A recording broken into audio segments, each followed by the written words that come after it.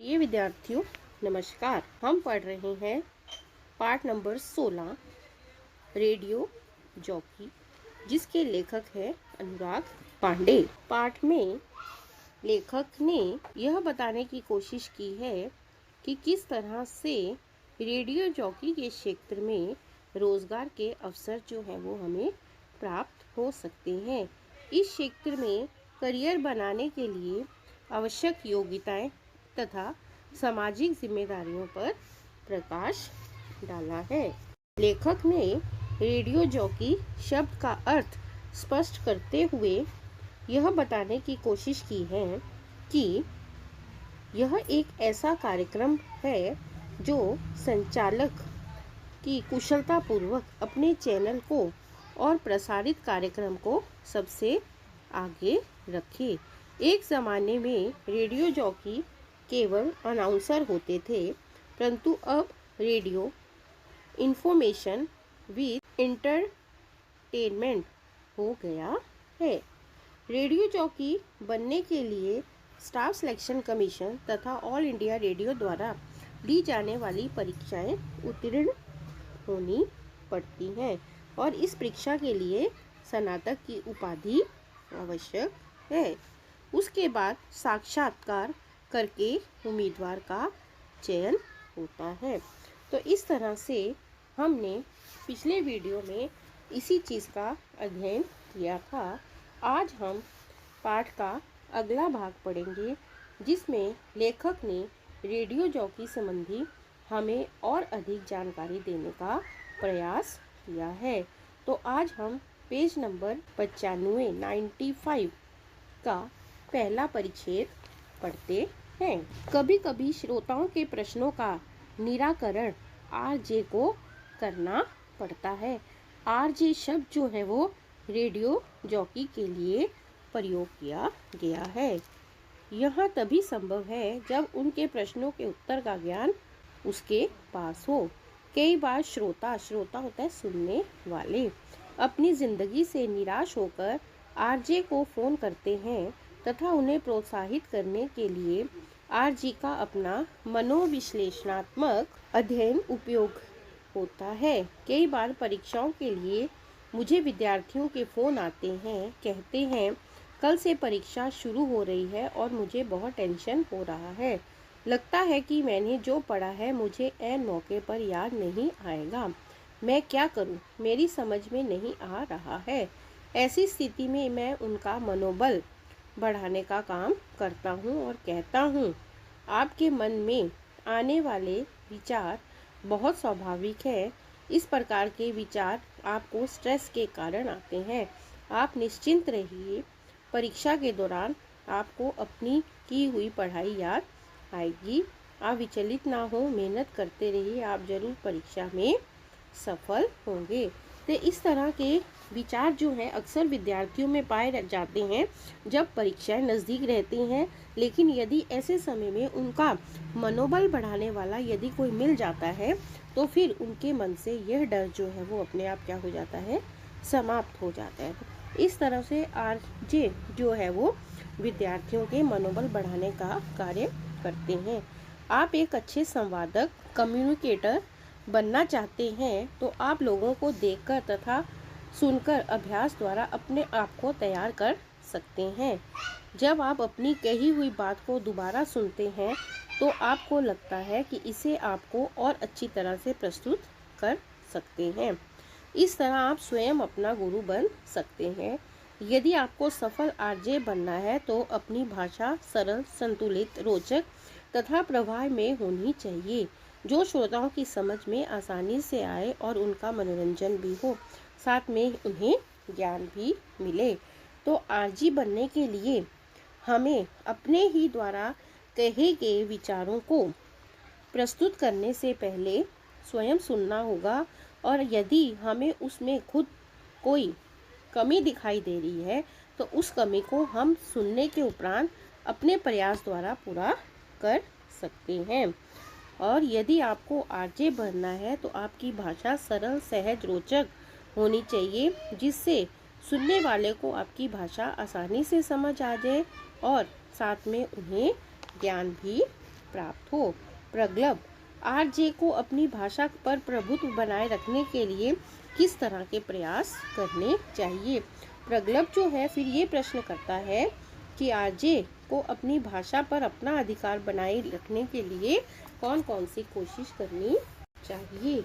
अनुराग, RJ और भाषा मानो एक ही सिक्के के दो पहलू हैं। इसके लिए उसे भाषा पर प्रभुत्व पाने के लिए वाक्पटुता होता है बोलने में चतुराई बढ़ाने के लिए लोगों से बातचीत करना, पुस्तकें, समाचार पढ़ना, अच्छे वक्ताओं को सुनना आवश्यक है। इससे आपकी शब्द संपदा बढ़ेगी, जिससे आपको शब्द चयन में सुविधा होगी। अपना करियर को सुदृढ़ होता है मजबूत बनाने के लिए भाषा शालीन, रोचक एवं प्रभावशाली होनी चाहिए। लोकोक्तियों मुहावरों का प्रयोग यथा समय और आवश्यकता के अनुसार कर उसे तो सोने में सुहागा। दोहरा लाभ और अच्छा फायदा होना। तो यहाँ पर अनुराग जो है वो प्रगल्भ को समझा रहे हैं कि तुम्हें अपनी भाषा पर प्रभुत्व पाने के लिए तुम्हें सबसे पहले अपना जो बोलने का तरीका है उसमें तुम्हें चतुराई बरतनी होगी। इसके अलावा तुम्हें समाचार पत्र पढ़ने होंगे, अच्छे वक्ताओं को सुनना होगा, जिससे अपने आप तुम्हारी शब्द संपदा बढ़ती जाएगी। और शब्द संपदा बढ़ने के साथ ही तुम्हारा करियर जो है वो अपने आप सुदृढ़ हो जाएगा। लोकोक्तियों मुहावरों का यथा समय जब प्रयोग करोगे तो इससे तुम्हें जो है और भी अच्छा लाभ जो है वो प्राप्त होने लगेगा। आप में ज्ञान पाने और पढ़ने की ललक, लोगों से मेल मिलाप की भावना और कुछ कर गुजरने की जुनून, तो निसंदेह आप इस क्षेत्र में कीर्तिमान स्थापित कर सकते हैं। कीर्तिमान होता है सफलता। अपने कार्य को अधिक प्रभावशाली बनाने के लिए आप निरंतर अभ्यास करते रहिए। जैसे आप किसी विषय पर किसी व्यक्ति से बात कर रहे हैं तो उसे ध्वनि मुद्रित कीजिए।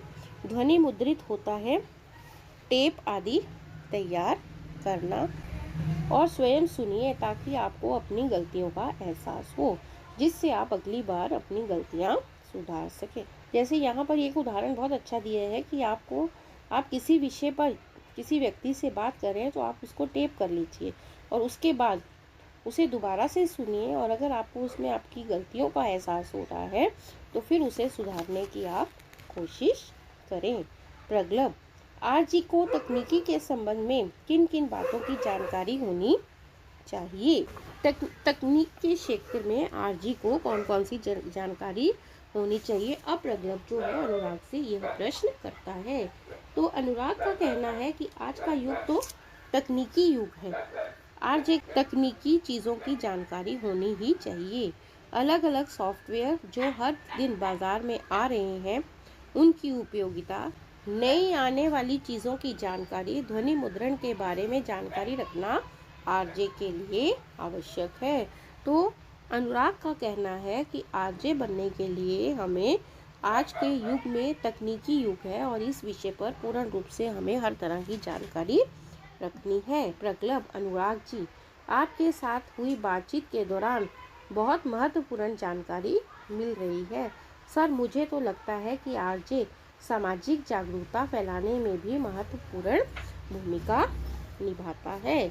अनुराग, तुम्हारी बात बिल्कुल सही है। किसी भी काम को समाज से दूर रहकर नहीं किया जा सकता। आरजे का काम तो समाज के हर घटक से जुड़ा है। घटक होता है विषय।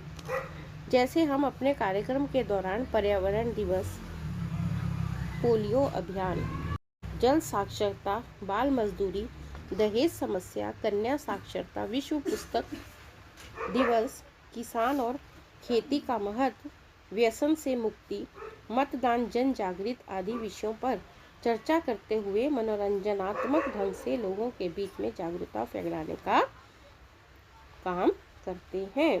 तो यहाँ पर अनुराग जो है वो उन्हें समझाते हैं कि किसी भी कार्य को करने से पहले हम समाज से दूर नहीं रह सकते। आरजे का काम तो समाज के हर घटक से जुड़ा हुआ है।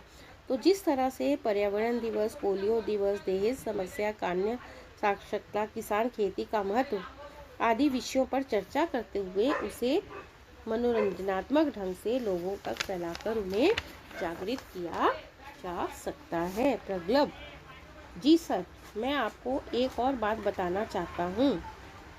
आप अभी जो चुनाव हुआ है ना, उसमें मेरे कितने सारे दोस्तों ने बड़े उत्साह के साथ मतदान किया। सर, आप जैसे रेडियो जॉकी को सुनकर मेरे बहुत से दोस्त व्यसन मुक्त भी हुए। इस परिवर्तन का श्रेय मैं आरजे को देना चाहता हूँ। व्यसन मुक्त होता है जैसे हम कोई नशा करते हैं, नशीली चीज़ों का सेवन करते हैं, तो उससे हम क्या पा लेते हैं? मुक्ति। अनुराग: ये तो हमारा फर्ज है सर।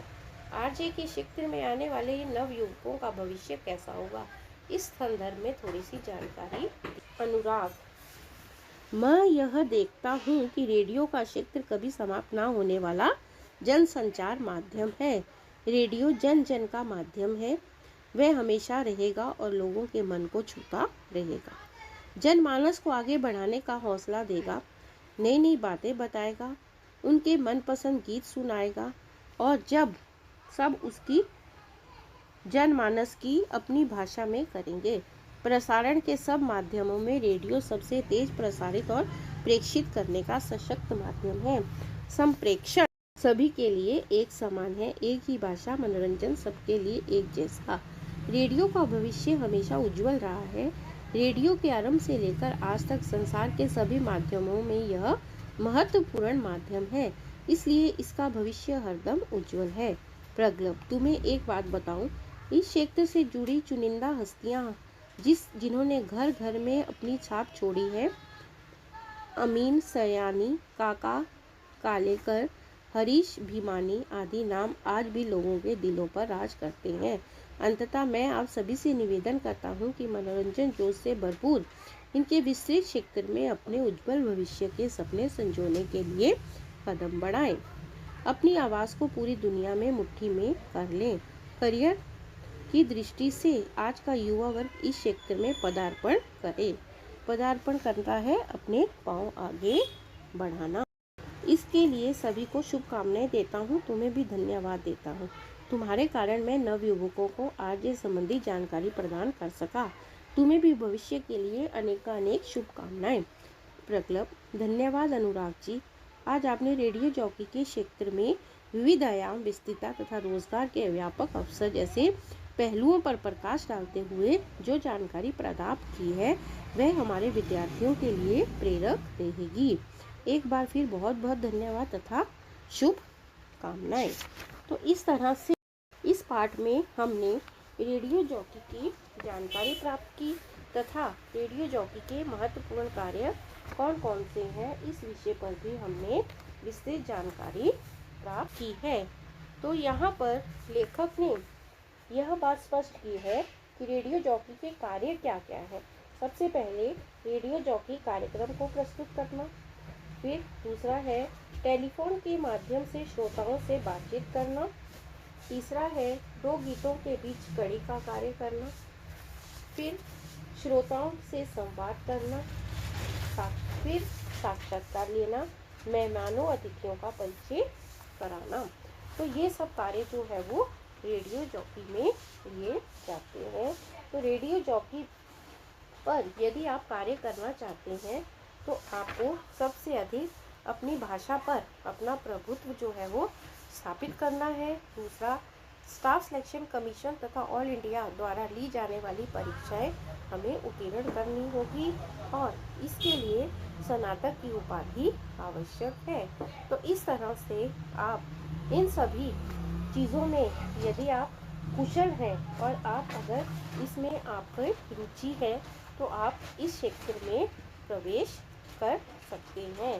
तो ये पाठ जो है विद्यार्थियों को एक नई दिशा प्रदान करता है कि किस तरह से आप रेडियो जॉकी जैसी में कार्य करके रोजगार का अवसर जो है वो आसानी से प्राप्त कर सकते हैं।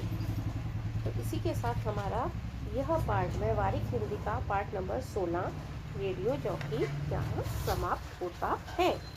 धन्यवाद।